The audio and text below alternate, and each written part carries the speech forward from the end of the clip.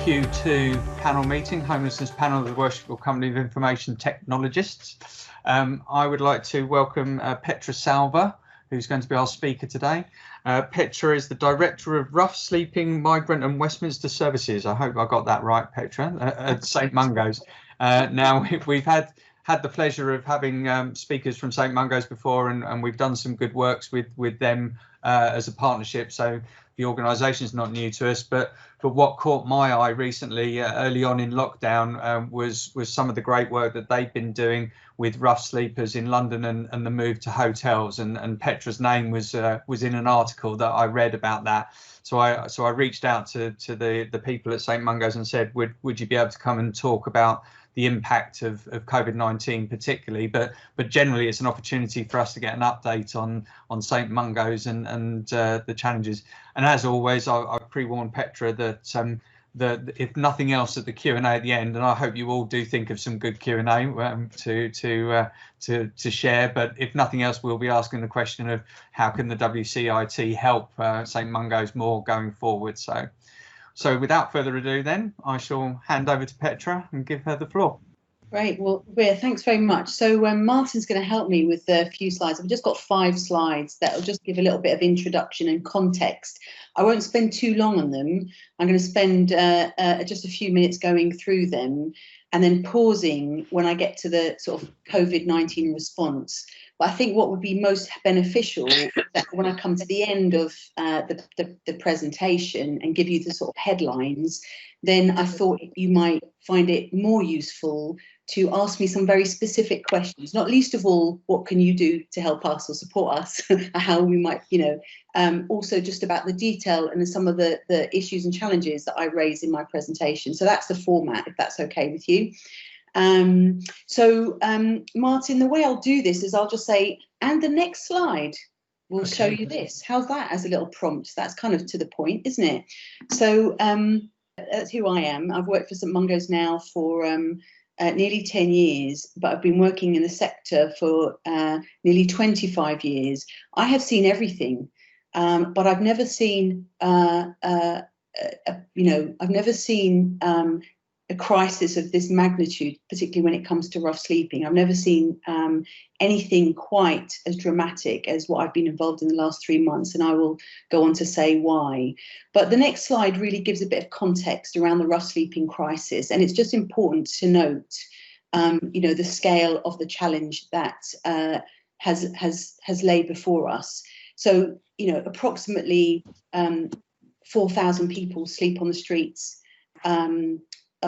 of England every night, and this has been a steady increase since 2010. And so the trajectory is basically going in the wrong direction. You can see it's going upwards. You see that map gives you sort of an idea of where the hotspots are, and invariably the key hotspots is London. And whenever I talk to people about rough sleeping and homelessness, I have got to stress the absolute critical danger that rough sleeping itself poses to people. And it may or may not be a surprise to you that 14 people die every week on the streets. And I'll say a bit more about that when it comes to COVID-19, because we've really dodged a bullet there with how speedily we've acted to safeguard people and to get people from the streets. So, but generally speaking, homelessness and rough sleeping is bad for people, it's bad for communities, and the average life expectancy of people in this situation is 44 years old for a man and just 42 for women. It's obviously because of the lifestyle that people are engaged in, primarily alcohol, drugs, mental health. But it might be a surprise to you to know that that figure of 4,266 people who sleep on the streets every night, almost over half of those would be new to rough sleeping on any given night. So we've got this continuous flow of people that come onto the street, apart from those that live and who return back onto our streets. And this just gives you a snapshot if you were to on any given night, if you were to count. It doesn't give you the full picture of the number of people that we work with across the country, or indeed in London, in the course of a year. You can times that by 10, which will give you a more accurate figure.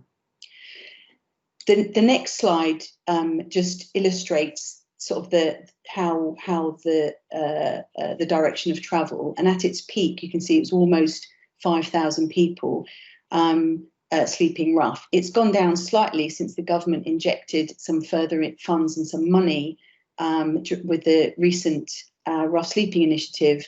But nevertheless, I'm sure you'd agree that just one person sleeping rough on our streets is one too many.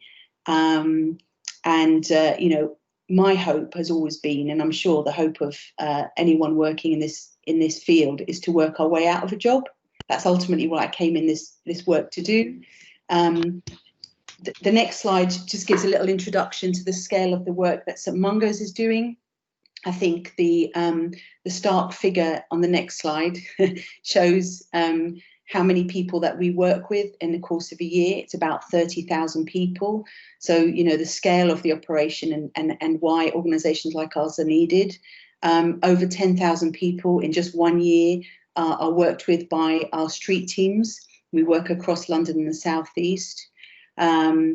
We also run something called Street Link, which is a phone service and an app and a computer service for people to link the public with services like ours, so that we can go out and find people as quickly as possible. And our organisation ultimately has 3 strands to it. It's emergency services, so, you know, for people in crisis in that moment on the streets. We look at prevention services, trying to stop people getting into homelessness and rough sleep in the first place, but also really importantly, recovery. You know, homelessness and rough sleeping is not something that you can fix overnight. People can and do recover from this type of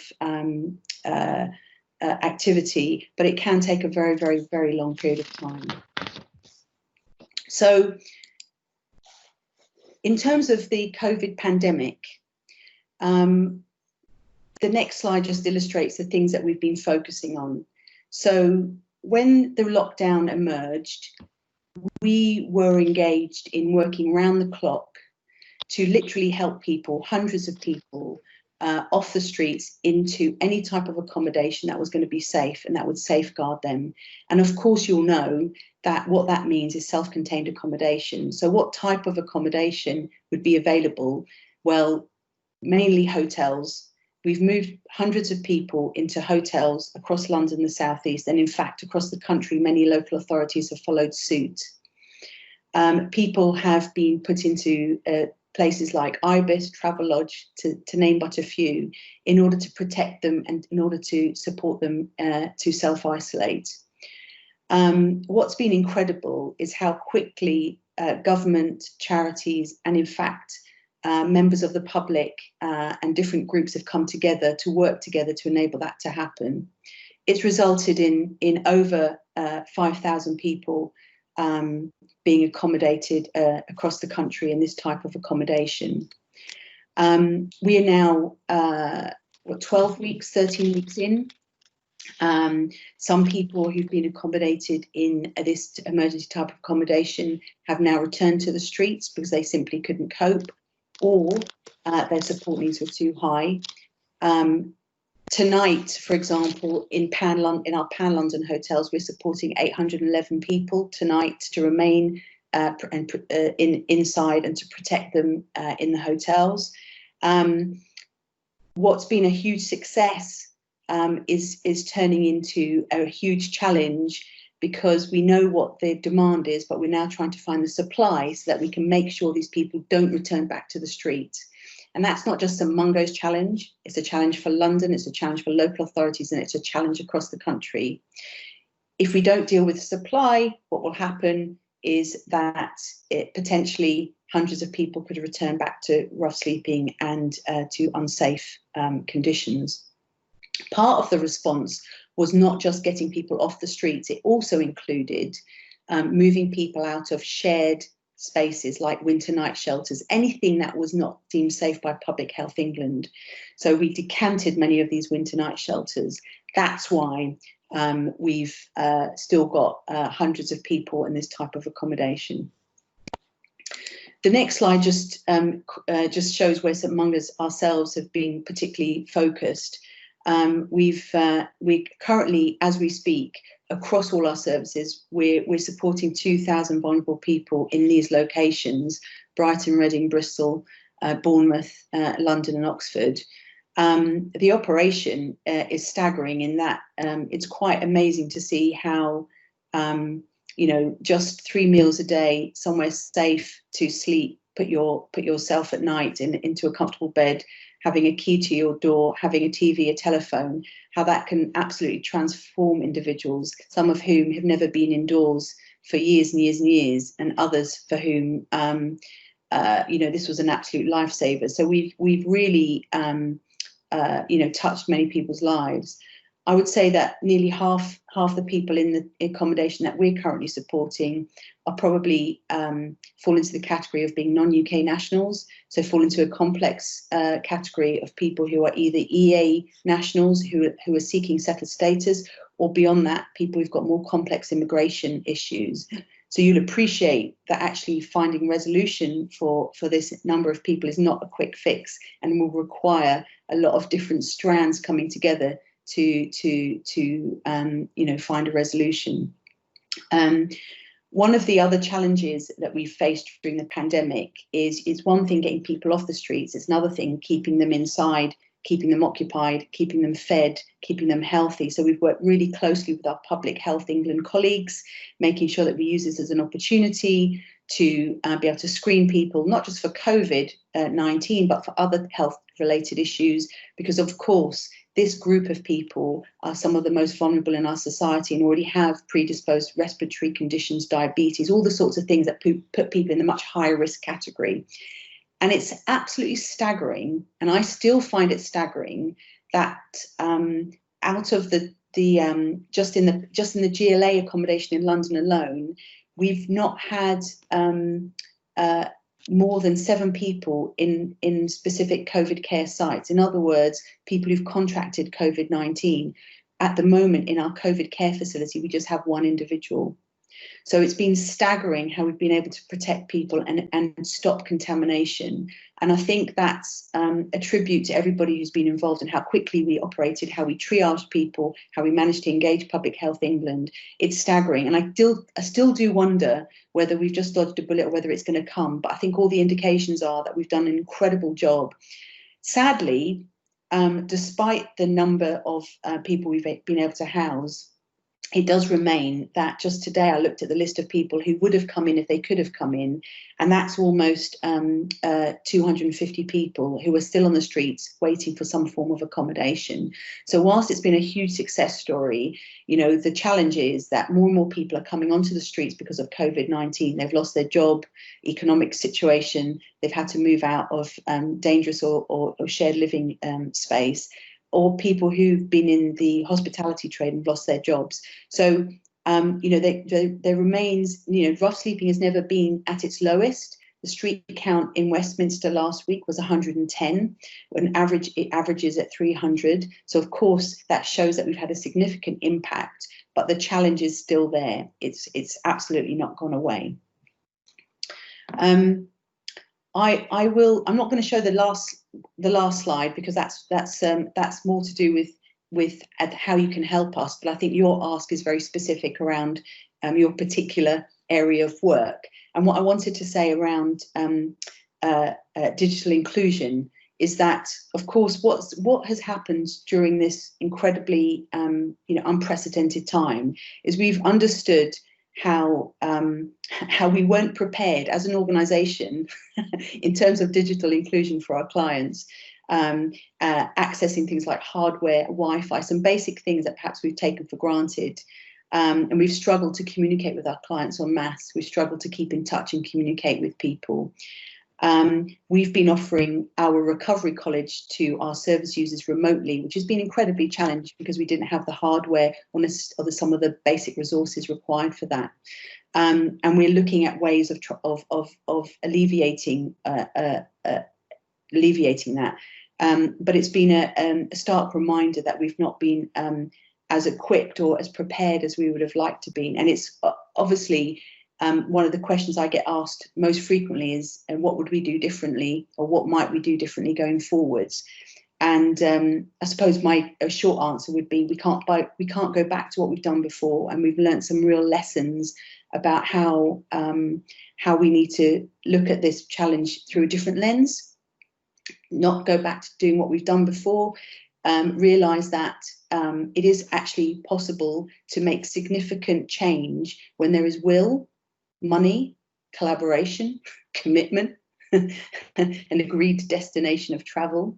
You know, I'm incredibly humbled and proud of what we've done, but I'll leave you with the thought that actually the job is not anywhere near complete. We've got a huge mountain to climb to make sure people don't come back to the street, and we've got still a huge challenge of the demand in terms of people still falling onto the streets because of COVID-19 and because of the other issues which haven't gone away, which are, you know, societal, political, economic. That's my introduction. What's your level of confidence then that this might be a real change? You know, let's say a vaccine was found tomorrow and suddenly lockdown totally disappeared overnight and we could go back. Have you got any confidence that some things will remain different, that this means that we can't go back to how we were before? Yeah, I think that it's shone a light on what's possible. It shone a light on, you know, the first slide I showed you which was the numbers of people sleeping rough. It's proved that we don't have to have that many people sleeping rough and that there is an alternative. But of course, that alternative only became apparent because of COVID-19 and because no one was coming in and using hotel rooms. You know, we needed the bed spaces in order to be able to make such a dent in the figures. But I think what seems to be apparent is people believe that because we've got rough sleeping to such a low level now, we must seize the moment. It would be abhorrent to go back to seeing the levels of rough sleeping we've seen before. But it's also shone a light in terms of whether it's magnified the cracks, it's magnified them, but it's brought to the fore what some of the real challenges are. And I think that soup runs, faith-based groups, night shelters all agree that actually there may be different ways of doing things. People don't need to be living in communal settings, that actually this is a way forward, that actually it's shown us that some people who've all resisted all offers of accommodation before are now coming indoors. Well, why is that? What does that say about what we're offering, that we're offering something different? There's something in the, you know, this public perception that I often get told is that this is a lifestyle choice. Well, I think this has proved that this is not a lifestyle choice. Sleeping rough is not. If you provide the right type of accommodation in the right way, with the right staff, with the right other things wrapped around it, like nutrition and care and love, all those things, people will choose to come indoors. I think that's a very important lesson. It's not a lifestyle choice. And those that have remained on the streets, and I was on the streets of Westminster last week, the people that were out on the streets were out on the streets because A, they didn't have capacity to make a choice to do something different, very unwell, very mentally unwell women in particular. And that's shocking for a society like ours, that we don't have a response to those. And the other people on the streets are people who are addicted to alcohol and drugs, mainly drugs, for whom it's very hard to live a life anywhere when the first thing you want to do is score, and the first thing you want to do is to feed your habit. And so it's those people left on the streets, right? And those that obviously we didn't have enough rooms for to put them inside. But basically everyone wants to come in. The point is that people want safe accommodation. Yeah. And people need it. Not just in the middle of winter when you'd expect it most either, when the weather could be quite good. So, yeah. And as a sector, I think we'd be embarrassed to see things going back. And you know, and I at some Mungos run a project called No Second Night Out, which is based on a presumption that you need to get to people the minute that they become homeless. And the way we deal with that is we bring them into assessment centres, but those assessment centres are shared spaces. So also what this pandemic has shown is that we're not going to be able to go back to something like that relatively soon. So we have to find alternatives. And we're working on the presumption that there will be a second wave. We're working on the presumption that something like this could happen again. It means that we have to do things differently. Should St Mungo's be trying to find a way of buying small hotels? Because it seems that it's the sort of hotel accommodation, the single rooms, the not having to go into shared space, that's been a real game changer.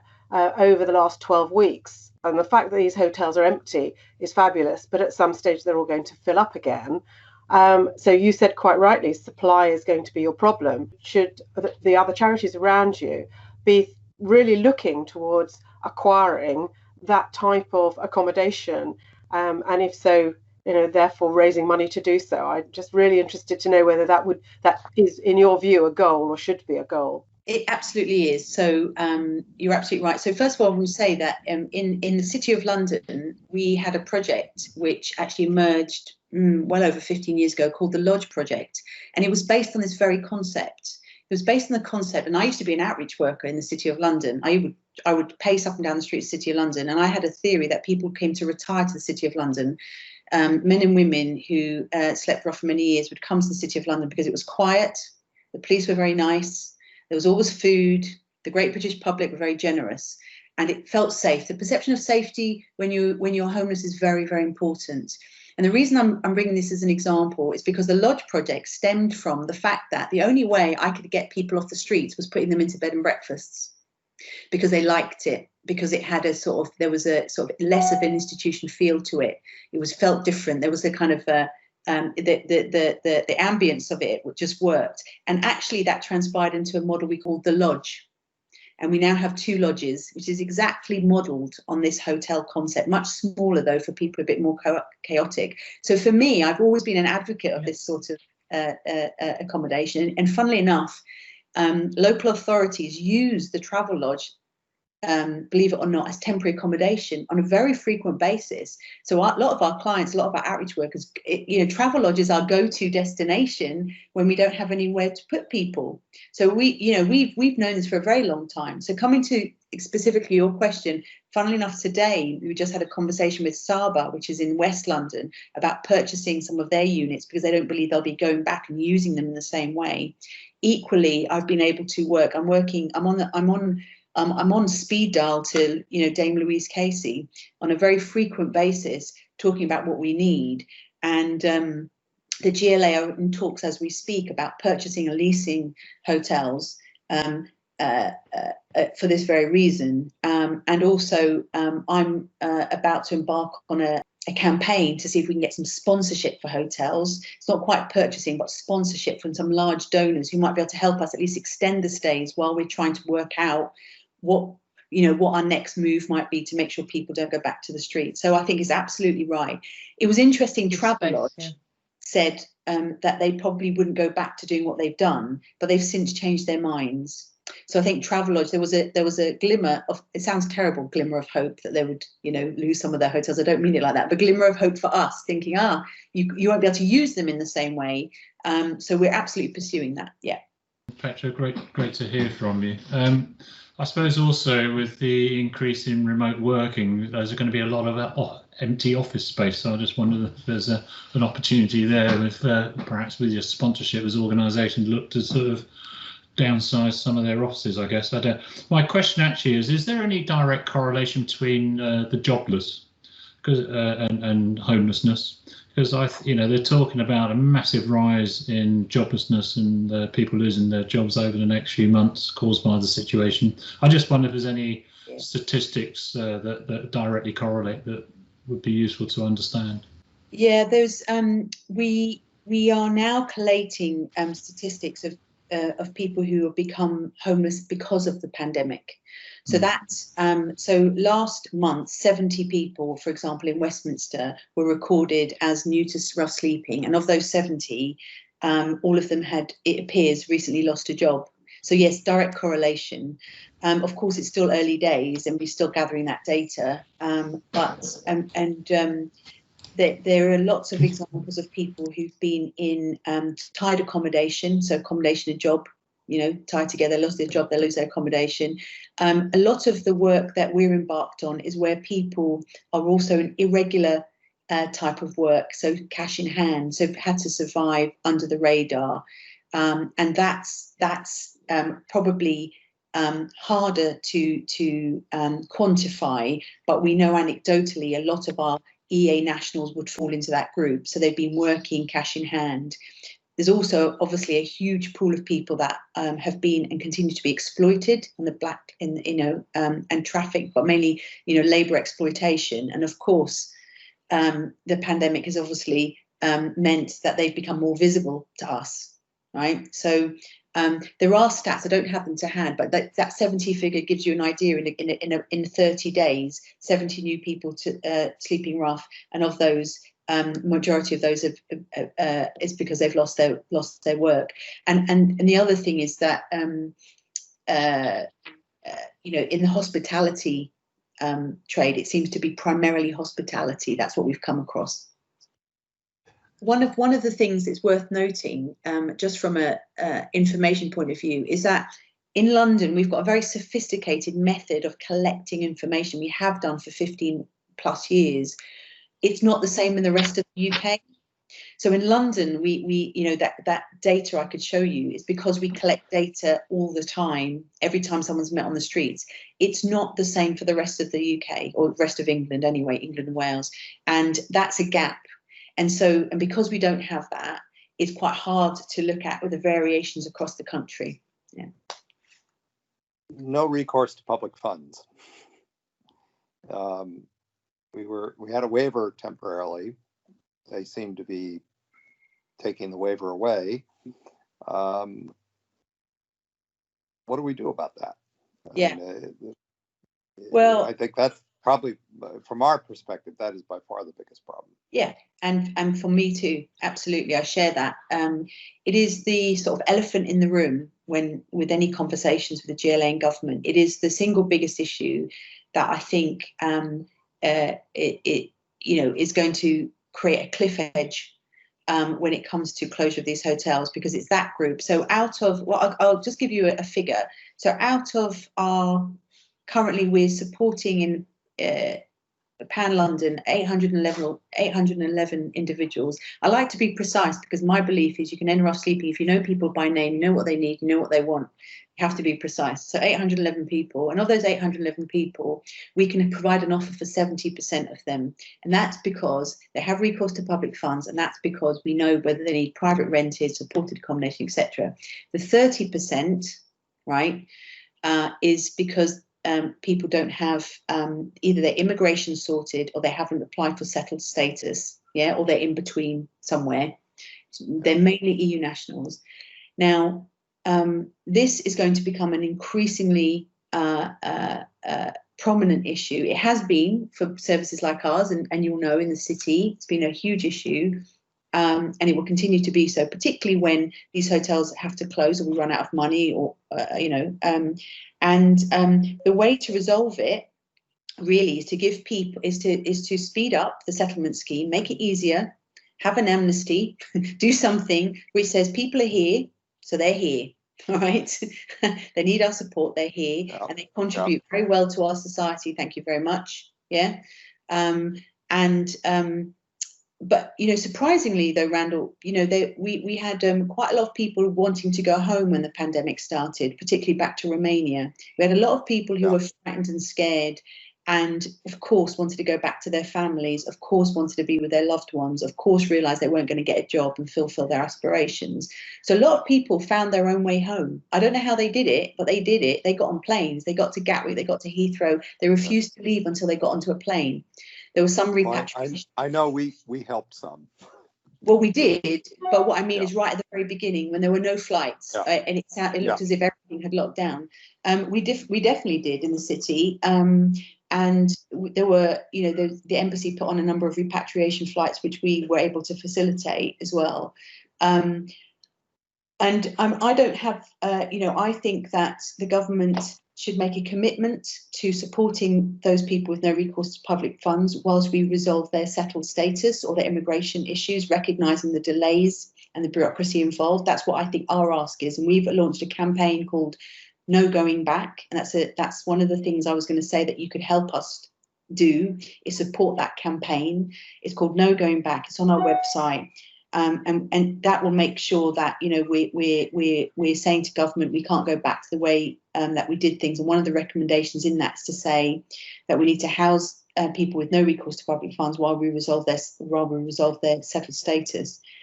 What I can say from the GLA point of view is that there seems to be an appetite to find find resolution for this group. So we're increasing legal advice and increasing access to the settlement scheme. So we're doing that off our own steam, and I think I've convinced to people who have some purse strings to inject more resources to get more advice and to get more legal advice, because the reality is a majority of the people we're talking about, given the right support, given a bit of time and given a bit of stability, should be able to make a proper claim to remain in the UK. And those who cannot should be supported very well to find an alternative. And I think that's a very small portion. Obviously, having people sort of off the street and in the accommodation, they're going to probably be going through a little bit of a mindset change as well, because obviously the pressures are different. The whole situation is very different for them. Have you found that other opportunities that you've been able to exploit in terms of working with people, preparing them for the move on from COVID? Because obviously with COVID in place, it's difficult to actually fulfill the full transition of people into normal life, as it were. But I guess there's a certain amount of sort of mindset and working with their mental state, etc. Have you found there's been opportunities to do that? That's the first time I've been asked that question, and I think it's brilliant. So thank you. And there's two sides to that answer. The first side is I wish we could have and could exploit it more. We have a captive audience. Obviously, the challenge has been staff resource. So the effort has involved us trying. So Mungo's, we've been blessed because we're quite large. I've been able to redistribute skilled staff onto this operation. Many other organisations have had to use agency staff and pull in anyone and volunteers, and we've been really struggling to get the volume of people we need to help the volume of people we need. That's been one challenge and continues to be. The ratio of staff to clients is just simply not high enough, right? So that's just being honest.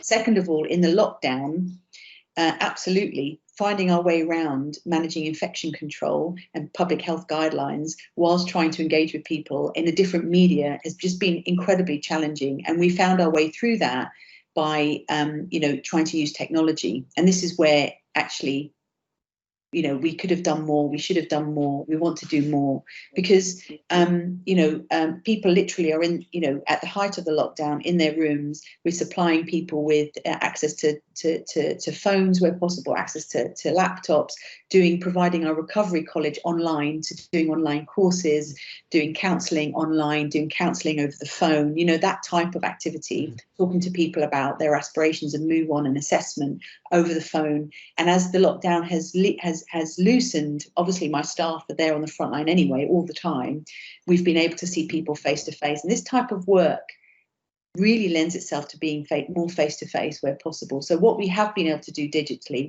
we've done. We've also had a lot of volunteers come in from lots of different faith-based organisations, but it's been a challenge, if I'm honest. It's been a challenge. But the biggest shift I've seen is for people is, let's be honest, 12, 13 weeks is not that long. I mean, you have to reflect on how you feel after 12, 13 weeks of lockdown. I'm going mad, right? But I've actually had a long, hard look at myself, and it's really reframed my priorities, what's important to me, right? And that's what's happened, because that's what we do as human beings, and that's what's happened to our homeless population. I spoke to one woman who said to me, when I first got that key, Petra, and I walked in that door and I saw that bed, I cried, right? And I said to her, why did you cry? And she said, because I didn't know if I should sleep on that bed. It just looked so good. It looked too good for me. And I mean, that is just, I was like, wow. And I said to her, how now do you feel? How do you feel now, 2 months on having slept in that bed? And she goes, Petra, I have just slept soundly every night. I've had a peaceful sleep. And if you think of from a physiological point of view, a mental point of view, what that does for someone, as you know, I've got the reverse because I can't sleep. I'm too stressed, worrying about everyone, whereas she can sleep. Right now she's sleeping, and what that has done is allowed her to think about what's important, allowed her to rethink about the things that she wants to do. So I said to her, what is it you want to do? And she says, you know what, Petra, I want to reconnect with my family. Yeah. Wow. I want to reconnect with my family. I want to do what you do, she says. I want your job, right? I want to give back, so it's allowed people to really calm down and to reflect. Other people I've seen are unrecognizable because they've had 3 meals a day. So just from a very basic nutritional point of view, I've been drinking and eating too much, right? So I'm going in the other way because I'm using lockdown in a very bad way. Whereas someone who's not been afforded that opportunity, unrecognizable from, putting on 2 stone because they have to, because they were so malnutritioned. And that food going to the brain, good food, healthy food going to the brain, has also allowed them to rethink and to just think, to watch TV, watch documentaries, read a book, write a letter. Do you know what I mean? So it's had that kind of impact. 2 questions, both of which you've touched on as you've been talking, Petra. The first is actually, how do you count all the people that you're talking about every day? You seem to have a really, really good understanding of the numbers of people that you're dealing with. Yeah. And you said just in passing that it's people who meet people, but that sounded a very informal way of counting. And I just wondered what other techniques you use to ensure you know who's out there on the streets and who you can bring in. So that's the first question. The second was to do with mobile phones. Again, you mentioned that in passing, that people are now had more access to IT and to mobile phones. How much of an enabler do you think that would be if somehow all the people that you're dealing with could be given access to IT facilities, whether it's through smartphones or through laptops in some way or other? Because it does seem to me that connects to the outside world in a way that they may not have otherwise. I'll take the last one first, if that's all right. I mean, first of all, your question about access to hardware is transformative, because that's, not that you need that for all areas of connection in terms of the outside world, whether it's claiming benefits, whether it's getting in touch with family, whether it's liaising with us, because during lockdown, whatever it is. And I think keeping in touch with clients, keeping in touch with people who we can't help today, but we might be able to help you tomorrow. So just give you an example, when we had a triage centre in Westminster, because we couldn't help everyone overnight, we gave everyone a mobile phone so that we could contact them as soon as something came up. How else do you do it in a pandemic? But we could dial a number and say, "Hi, John, it's your turn. We found you a room. You can come in now." Do you know what I mean? And so it's become an absolute necessity. And I think going forward, even more so, because from a safety point of view, it's proven itself to be an absolute necessity. But so too has the lack of our ability to have, good infrastructure around Wi-Fi. What we've realized as an organization is we're really not set up. Our infrastructure is not there around Wi-Fi. And as a result, there have been things that we could have done more of that we haven't done. And that's been a real sort of eye-opener. And we've just got to get this right. It's a real challenge. We've just been approached by a company called Emergence. I don't know if you know them, but they're looking at developing an app with us about how we can keep in touch with our service users. How do we keep in touch with them? How do we get messages to people quickly? How do we keep in touch if they're suddenly at risk of losing their accommodation again? Because once we've housed them, what are the sort of how do they engage with the local community? Can they create communities of support through the mechanism of having an app or a mobile phone? So I think it has so many applications, so many. So I think it's critically important. And it's so funny because the issue of mobile phones, well, the very first thing that happened as soon as lockdown, and I was asked by MHCLG, "What do you need?" And I said, "Get me 5,000 phones." It's the first thing I said, "Get me 5,000 phones. I need them. But don't just get me the phones. I need the SIM card and I need the credit, right? That's what I need." And it came in drips and drabs, and then suddenly they came through. I got 500, and now, so yes, absolutely important. The first part of your question around how do we count? Well, we've got this system called CHAIN, Combined Homeless Information network, which is a system which has it's gone through many iterations, and it's been developed over the years. It's a monitoring tool, and outreach workers that work on the streets in every London borough use that as a tool that every time they meet anybody, have a conversation with anyone, or do anything, they input onto that. And I've always been slightly, apart from this morning, ahead of the curve of technology. So I'm sure I was one of the first early adopters of an iPad.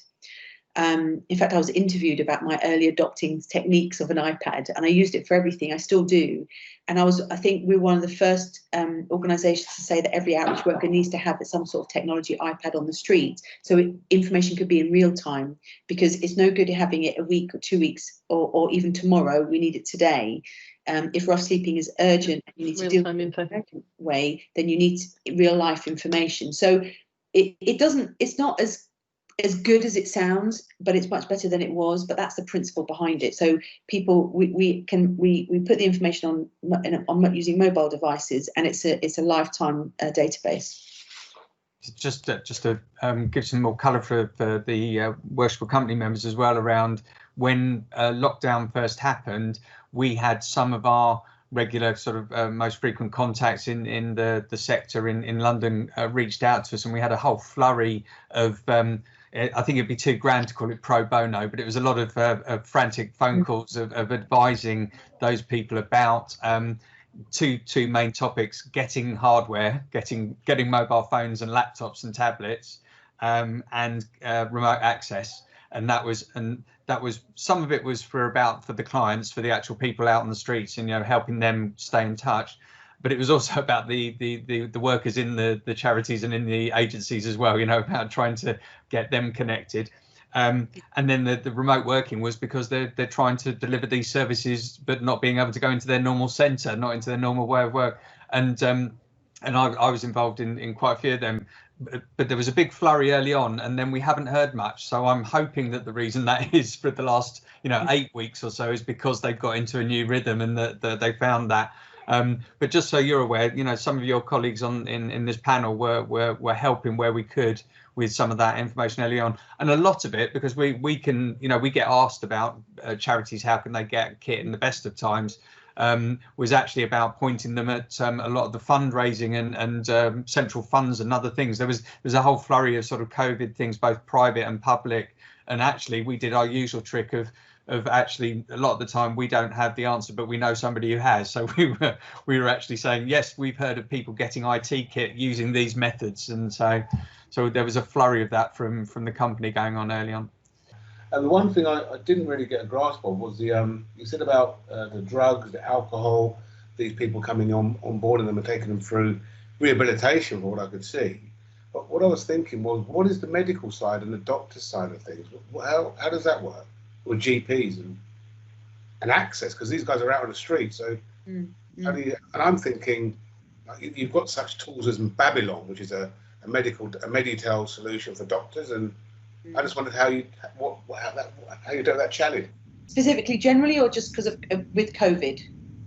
Generally. Well, yeah. I mean, there are a number of organisations that are set up that work specifically with this group of people in order to provide, in central London mainly, to provide access to scripting, to provide immediate medical support and advice to this population.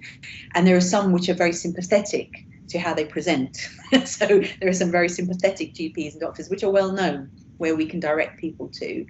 The challenge around drugs and alcohol, but mainly polydrug use, really is the challenge, is getting drug treatment and having residential drug treatment for people quickly.